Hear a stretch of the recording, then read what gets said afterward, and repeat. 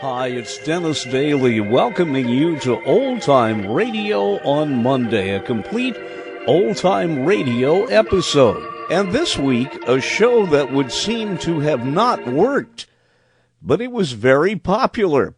Listen to it and you tell me why it shouldn't have been popular.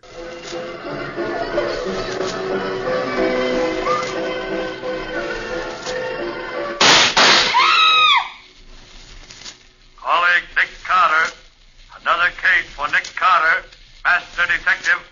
Yes, it's another case for that most famous of all manhunters, the detective whose ability at solving crime is unequaled in the history of detective fiction. Nick Carter, Master Detective.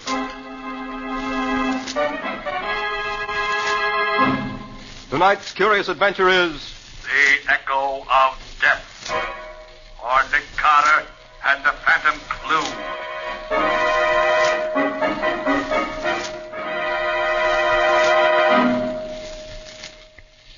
No, please, don't kill me. Don't kill me. Hold him still.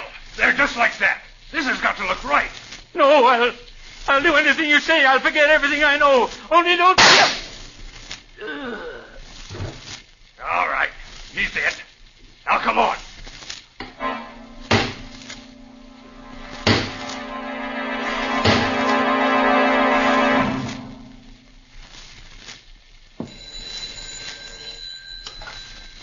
Hello? Yes, this is Nick Carter speaking. A case? What kind of case? A disappearance. Well, that's hardly in my line. Oh, I see. Yes. Yes, I understand. All right, expect us late this afternoon. Did you get that on the extension, Patsy? I should say so. Echo Valley Lodge, private amphibian plane waiting for you at the airport. Come at once, never mind the fee. Who is this Howard Manstead who tosses money around like confetti? A well-known millionaire sportsman, Patsy. But wouldn't it be more to the point to ask about the man who's disappeared? Oh, you mean James Thurlow, the columnist. Why, he's... Hey, who is he, anyway? That's what you get for not reading the financial pages of the paper, Patsy. Well, come along. We've got to find a taxi and get to the airport. Well, aren't we going to take anything with us? Oh, yes, of course. I was forgetting. I thought you were. I'll need my new dress. You want Scubby. Call him and tell him to meet us at the airport. He knows Thurlow. They write for the same paper. But why aren't we going to... Oh, and one other thing, Patsy. Bring along Volume 3 of the Encyclopedia, E to H. Scubby Wilson and Volume 3 of an encyclopedia. That's just what a girl needs for a visit to a millionaire's hunting lodge.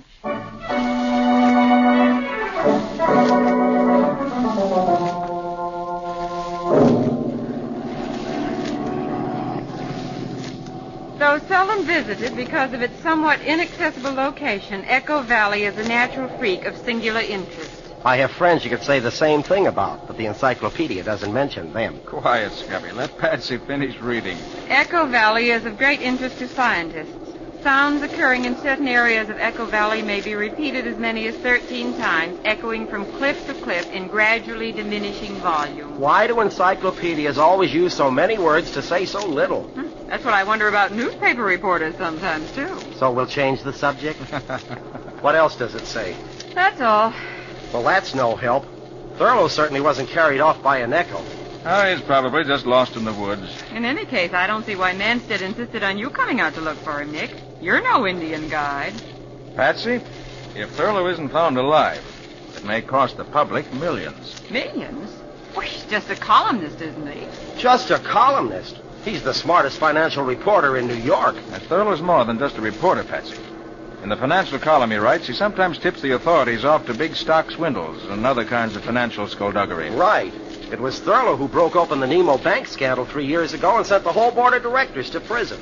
And for some time, Patsy, Thurlow has been hinting in his column that he was on the verge of revealing some kind of tie-up between certain politicians and one or two big operators that would rob the public of millions. Oh, then if anything happened to him now, before he's had a chance to tell anybody what he knew, the scheme would go through as scheduled. Right. That's why he went to Echo Valley Lodge. Manstead, an old friend of his, invited him out so he could work in peace for a few weeks. Scubby. Huh? Is it true that Thurlow was on the verge of a nervous breakdown when he left? Oh, he was walking around in circles talking to himself, Nick. He had almost all the dope he wanted, but he still hadn't got the name of the guy behind the whole scheme. He took along a whole bunch of records of stock transactions.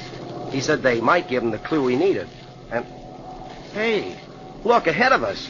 Echo Valley. It is, isn't it, Nick? No doubt of it, Patsy. But look, that isn't any Echo flying toward us. A plane. Nick, it's a plane flying up out of Echo Valley. Yes. Yes, it's a private amphibian. I thought this plane of Manstead's was the only one in these parts. Now, the pilot's seen us. Huh. He's turning out of our line of flight. You suppose he wants to avoid us? I'll bet he doesn't want us to see his markings. He is trying to avoid us. Oh, pilot. Swing over so we can get a look at that plane down there. Right, Mr. Carter.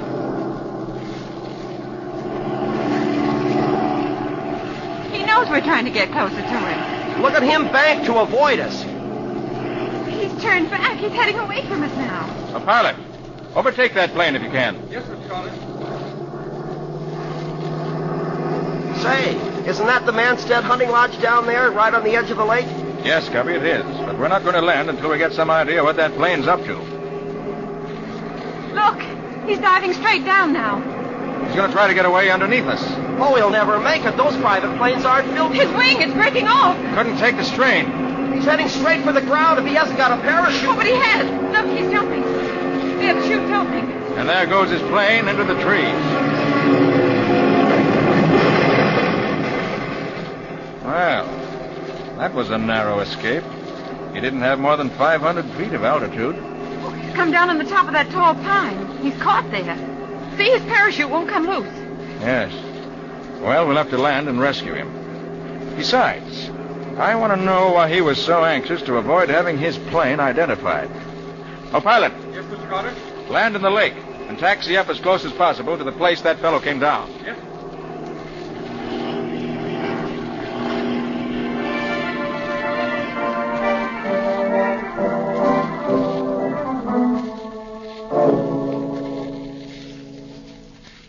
Oh, wait a minute, Patsy. I'll lift this one up for you. There you Watch are. out Okay. that branch doesn't Thanks. snap back in your face, Patsy. Well, aren't we almost there? Yes, there's the clearing. Just ahead. Only a few more steps. Oh, and they say exercise is good for you. Oh, there. There's his parachute. I think I can see him hanging among the branches. He's hurt or he'd call to us. Come on. His shroud lines are caught among the branches. I can see that much. Well, he's just dangling there. Yeah. Hey, you up there. Can you hear us? You all right? He doesn't answer. Look, I'll climb up and see if I can... No. Wait. What is it, Nick? Look at those shroud lines. They're wrapped around his neck. Yeah. Look at the way his head is twisted to one side. Yes. His neck's broken. He's dead. What? Oh. When he landed in the tree, he got tangled in the lines and... I wonder. Nick, what do you mean? Look down at your feet, Scubby. Huh? Cigarette butt. What? Somebody must have been here before us. Maybe. But its position makes me think the cigarette was smoked by him up there. Oh, but that's impossible, Nick. It's been just about an hour, Scubby, since he crashed. He knew we'd come after him. So if he was hurt and couldn't get out of his chute harness, what would be more natural than for him to smoke a cigarette and wait to be rescued? But he's dead. Because somebody reached him before we did. And murdered him.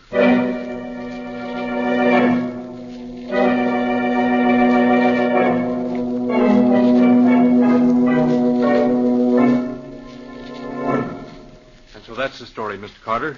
As much as we know, anyway. Thurlow just wandered away yesterday morning and never returned. I see, Mr. Manson. And you don't think this mysterious airplane we met just before we reached here has any connection with Thurlow's vanishing? Well, I don't see how it could. But then, as I said, I haven't the slightest idea where the plane could have come from or who was flying it. Yeah. Now, let's go over the facts again, if you don't mind. Oh, of course not. Thurlow arrived here a week ago. Yes, with his wife. I had them flown in my plane.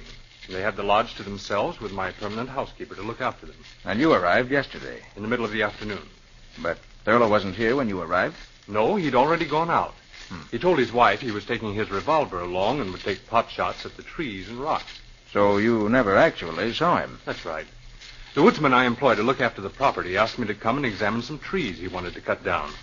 About sundown, I got back to the lodge, and Thurlow still hadn't returned. Mrs. Thurlow was becoming worried. I ordered the floodlights we use for landing the plane at night, but he didn't show up. And then in the morning, you called me. Well, first I phoned the nearest forest ranger station. And after that, Mrs. Thurlow was so agitated, I had promised I'd send for you. Where is Mrs. Thurlow? I'd like to ask her a few questions. Well, she's sleeping now. She was up all night, and this morning the housekeeper gave her a sleeping tablet. Shall we wake her? No, not just now. There's still an hour of daylight left. I'd like to take a look around outside. Perhaps I'll open it. Mr. Manstead. Johnny, what is it? His hat. We found it. Thurlow's hat? Where? Near the waterfall. Why, that's not far. It's only a mile from here. It's still light. Do you want to come with us and look for him, Mr. Carter? Yes, I think I do.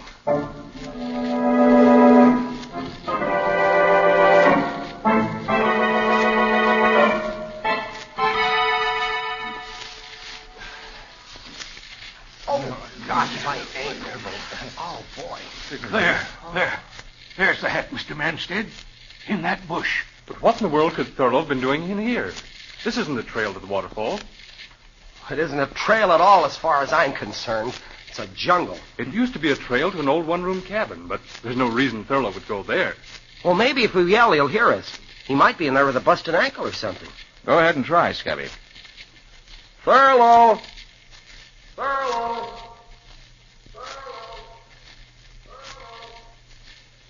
Good gosh, will you listen to that? Well, that's one reason this is called Echo Valley. The cliffs around the waterfall down the trail make a perfect sounding board. Well, if he didn't hear that, he must be dead. If there's a cabin in there, we better take a look at it. Right. I don't see what in the world Thurlow could have come this way for, but maybe he did. Let's find out.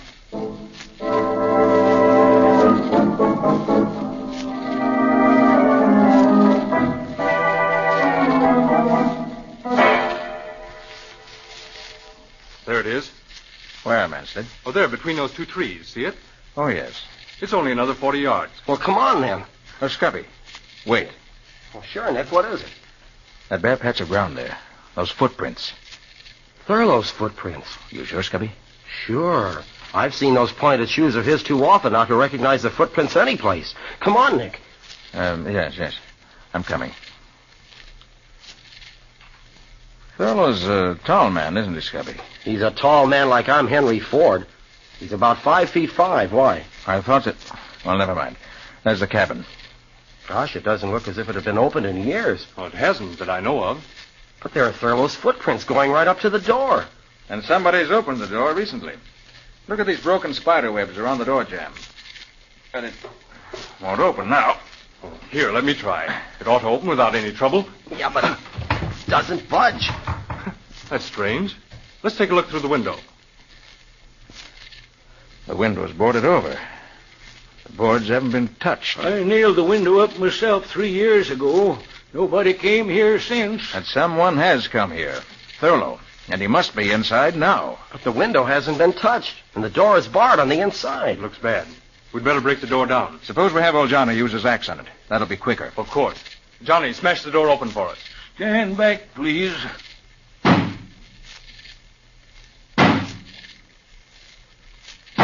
That door was locked to stay locked. Starting to go. There. That does it. It's open. If you don't mind, I'd like to go in first. Of course. It's dark inside. Here, take my flashlight. Thanks. There he is. Thurlow. He's dead. He came here, bolted himself in, and shot himself with his own revolver. Yes, he's dead, all right. And it does look like suicide, doesn't it?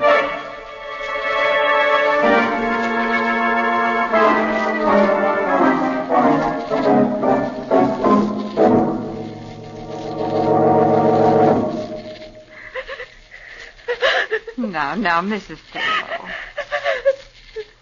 Jim couldn't have killed himself, Mr. Carter. He couldn't have. I'm sorry, Mrs. Thurlow. I wouldn't intrude on your grief if it wasn't necessary. Now, first of all, what kind of mood was your husband in yesterday morning just before he disappeared? He was very agitated. Agitated? Well, do you know any reason why he should have been? I think he just found a clue to the identity of the man he was seeking. The one behind his plot to upset the stock market. Did he say who it was? No, he just said he'd stumbled on a clue. And he was so shocked he could hardly believe the evidence. That was why he went out into the woods. He wanted to be alone to think the matter through. Perhaps his notes will tell us what he found. Yeah, I thought of that, Nick. After Mrs. Thurlow woke up and I talked to her while you and Scubby were out with Mr. Manstead, we tried to read his notes. But they're in some kind of a shorthand that nobody can read but himself. I can make out a few words here and there, but not enough to help. Well, we'll have another try at it later. Please go on, Mrs. Thurlow. Well, that's almost all, Mr. Carter. Jim went out about 10 in the morning. I stayed here in my room reading. About half an hour later, I thought I heard a shot. All of a sudden, I was terribly frightened. Frightened? Of what? I don't know. It was just a feeling. Then I heard the far-off echo of somebody hammering. It was... Oh, it sounded like somebody hammering down the lid of a coffin. And I'm positive it meant that Jim was dead. It's probably someone chopping down a tree, she heard, Nick. Anyway, she went back to her reading and forgot about it. Then around 1, Manstead phoned from the village, this little town about 10 miles from the hills, for Johnny to come for him in the station wagon. Manstead phoned? But didn't he fly in by plane yesterday? Seems not. The plane was in New York getting a new propeller, so he took the night train. Is that so? Anyway, Johnny went to meet him. He got here about 2:30. The rest of the story is just the way he told it to us. Nick, Thurlow must have killed himself. There just isn't any other answer. I wonder, Patsy. I wonder.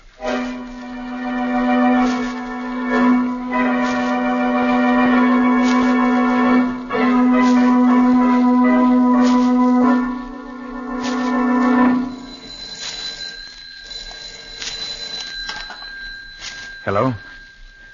Yes, speaking. Did you get the dope I wanted? He was? And the plane? Then check every airfield within 50 miles of the city. Yes, I know it's a big order, but somebody's playing this game for big stakes. No, that's all. Call me back when you've learned something. Hello, Carter. I didn't know anybody was here in the library. I took the liberty of phoning New York. I was trying to check on that mysterious plane that we saw crash yesterday afternoon. I see. Did you learn anything? Nothing yet. You know, I have a theory about that plane, Carter. I'd be interested to hear it, Mr. Manstead. Well, we're only 100 miles from the border, and in the past, planes engaged in smuggling aliens into this country have landed in this region. Now, I'm willing to wager this chap, who was so anxious to avoid being seen, was engaged in doing something like that. Certainly sounds plausible. Nick! Oh, Nick! Oh, yes, Scubby. Oh, there you are. Oh, top of the morning to you, Mr. Manstead. Good morning. Say, I was looking for the two of you. Forest Ranger Thompson and 2 of his men are down at the landing waiting in your launch, Mr. Manstead. They want to get started down the lake to bring in the body of that flyer who was so unlucky when he bailed out of his plane yesterday. Of course. You're coming with us, aren't you, Carter? Yes, indeed. I'm just as interested as you are to see if your theory turns out to be right. Oh, what about Patsy? Shall I go find her? Oh, no, Scubby. She's staying here in the lodge with Mrs. Thurlow. They're going to spend the morning going over Thurlow's notes, trying to decipher them. Well, let's get going. I want to get back in time to phone a story to my paper.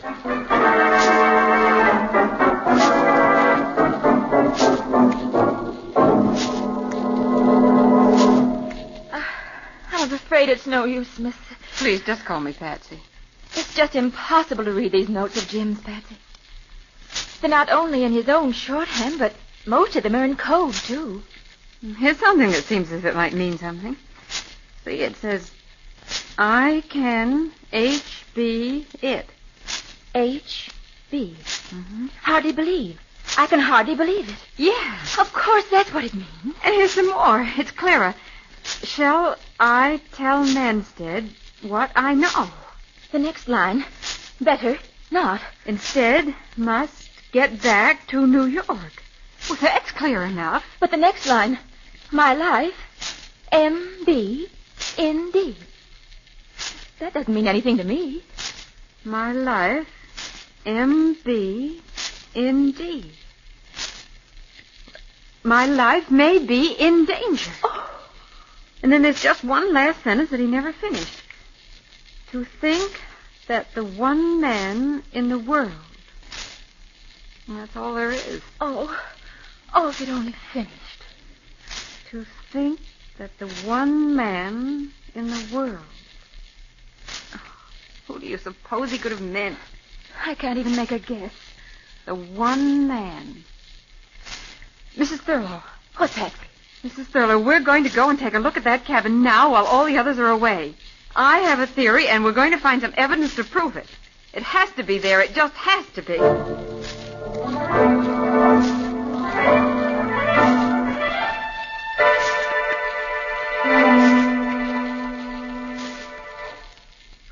Hello, Nick, my friend. Hey, what's troubling you?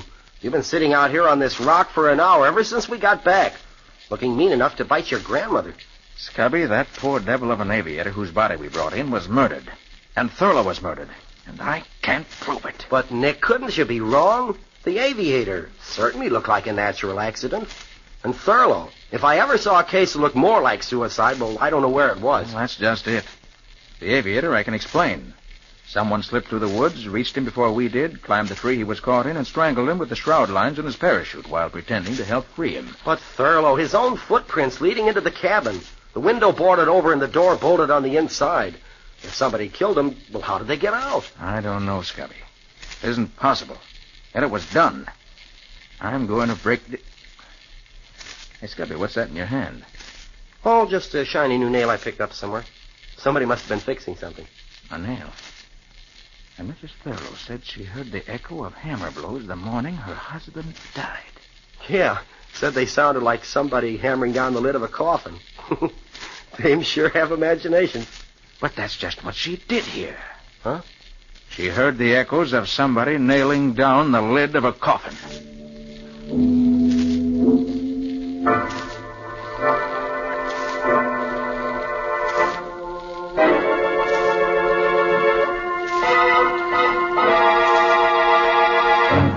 But there must be a clue. There must be. But we've been all over the cabin inside and out a dozen times now, Patsy. If there was anything here, we'd have found it. Mrs. Thurlow, somehow your husband was murdered here, and his body left inside this cabin so it would look like suicide. I'm going to find out how the murderer got out, leaving the door and window bolted, or die. I'm afraid you're much more likely to die, Patsy. Oh, Mr. Manstead. Yes, Mr. Manstead. After we returned to the lodge and I learned the two of you had disappeared in this direction, I thought I'd better find out what you were up to. You killed my husband. Of course he did. Who else could your husband have meant by the one man in the world he'd never have believed guilty? But he was Jim's friend. That's what he wanted you to think. He pretended to be a friend so he could always keep checking what your husband learned. And he invited you both here so he could commit murder if he decided it was necessary. A very interesting theory. But I'm afraid I can't give you a chance to tell it to anyone else. Johnny. Right here, Mr. Manstead. Come inside and close the door. What are you going to do to us? He thinks he's going to kill us. He hasn't got that gun in his hand for fun. Johnny, the old mine shaft is close by. Now, if these two ladies out walking had the misfortune to stumble into it, it would be very tragic, wouldn't it? Lots of people fall down old mine shafts. So they do. And I'm afraid another such accident is about to happen. You can't get away with it, Mr. Manstead. Nick Carter won't let you. Oh, well, perhaps even clever Mr. Carter may have to have an accident. Help me silence him, Johnny. Quickly. No, Nick! Quiet! No! Quiet, I say! All right, now, Johnny, knock them both on the head and keep them quiet. All right, Manstead. Let go of her. You, Carter. Nick, look out, his gun! Drop it, Manstead. Johnny, kill him! Kill him! Johnny, put down that axe or I'll shoot. Yes, sir. He's dead. I'm afraid so. Patsy, either of you hurt? No, Nick. You came just in time. But how? How did I know Manstead was a murderer? I knew that from the time we found this cabin. But it took an echo to prove it.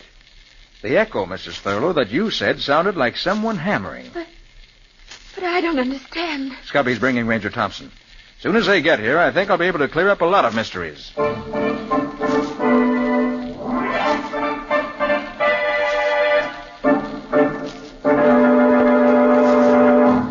Manstead was behind the plot that Thurlow uncovered. He invited Thurlow here in order to find out what he knew. He discovered Thurlow had evidence which would tell him the truth, and therefore decided to eliminate Thurlow. But, Mr. Carter, Manstead didn't get here until after Thurlow was dead. He came by train. And... Well, Ranger Thompson's right, Nick. He appeared to come by train. Actually, he flew in the night before in a plane whose pilot was used to taking big fees for keeping his mouth shut. That was the plane that we saw crash. Something delayed it from leaving in time to avoid us, and in the pilot's effort to keep away from us, well, we all know what happened. But, Nick, why was the pilot murdered? That was Johnny's work. As soon as Thurlow saw the crash, he sent Johnny by a secret trail through the woods to make sure the pilot didn't live to talk. Otherwise, his murder scheme would have collapsed. Isn't that right, Johnny? Yes, sir. So Manstead flew here the night before he murdered Thurlow. In the morning, when Thurlow left the house, he and Johnny waylaid him. Is that it, Nick? That's it, Patsy. They brought him to the cabin here. Manstead put on his victim's shoes and made a trail of footprints. I see. Then they killed Thurlow, put his shoes back on him, and left him in the locked cabin. A clear case of suicide.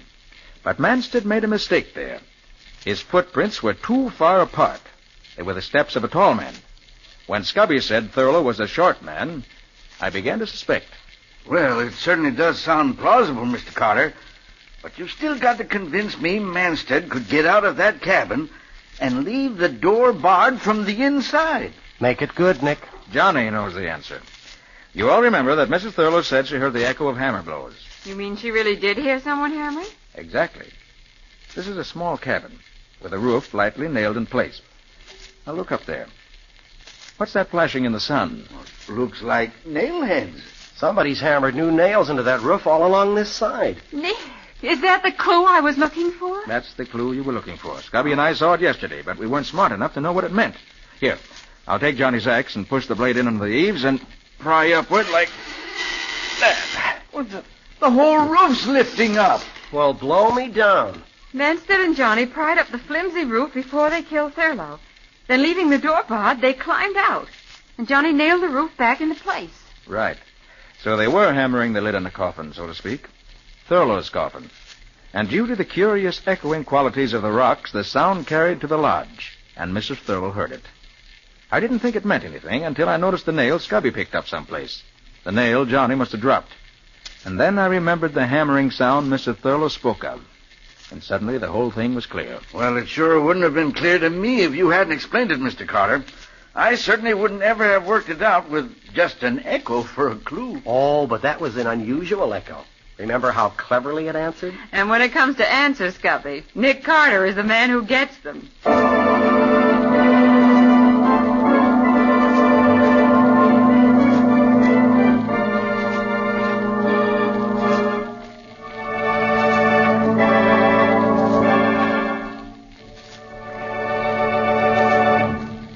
This was another strange experience of Nick Carter called The Echo of Death, or Nick Carter and the Phantom Clue.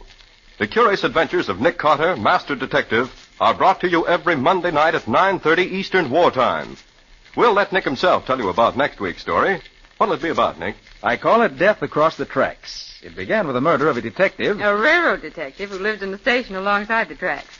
He was working on a case, but he had it only partly solved when he was murdered. And I picked it up from there. I'll say you did, Nick. You almost picked up a few bullets into the bargain the way the victim did. When you called it Death Across the Tracks, you were right in more ways than one. This sounds more and more intriguing. And how'd it wind up, Nick? Well, we'll tell you that next week. But I can say this much. I had a stroke of luck. Nick always calls it luck when he uses foresight. Good night, folks. Yes, good night, folks. And good night, Patsy and Nick. In tonight's strange adventure, Nick Carter was impersonated by Lon Clark. Patsy was impersonated by Helen Choate. Original music was played by Lou White. The entire production was under the direction of Jock McGregor.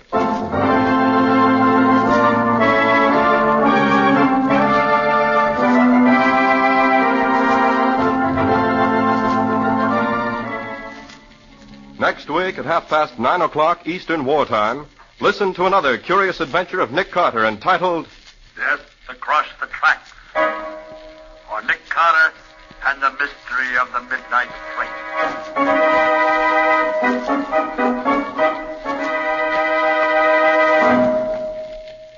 This story is a copyrighted feature of Street and Smith Publications, Incorporated. And here's a special note. Beginning next week, Nick Carter will be heard over most of these same stations on Mondays at 9:30 p.m. Eastern Wartime. The Cisco Kid will be presented on Tuesdays at 9:30 p.m. Eastern Wartime. This is Mutual.